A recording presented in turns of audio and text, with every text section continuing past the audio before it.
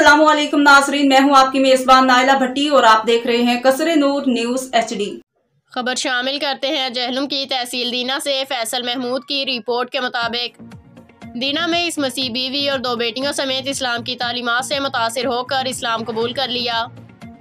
सियासी और समाजी मजहबी शख्सियत जफर इकबाल ने कलमा पढ़ाकर इन्हें दायरा इस्लाम में दाखिल किया। इस मौका पर चौधरी जावेद अहमद सेठी, तारक, आबिद भट्ट, वकार अहमद, अख्तर खां, यासिर अहमद ने शिरकत की और दायरा इस्लाम में दाखिल होने वाले इलियास मसीह को मुबारकबाद पेश की। इस मौका पर इलियास मसीह का कहना था कि आज से मुझे मोहम्मद इलियास के नाम से पुकारा जाए।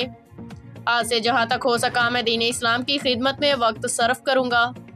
इस मौका पर सियासी समाजी मजहबी शख्सियत जफर इकबाल ने मीडिया से गुफ्तगू करते हुए कहा कि इलियास का नया नाम मोहम्मद इलियास जबकि इसकी फैमिली का नया नाम भी इस्लामी नामों के साथ रख दिया गया है।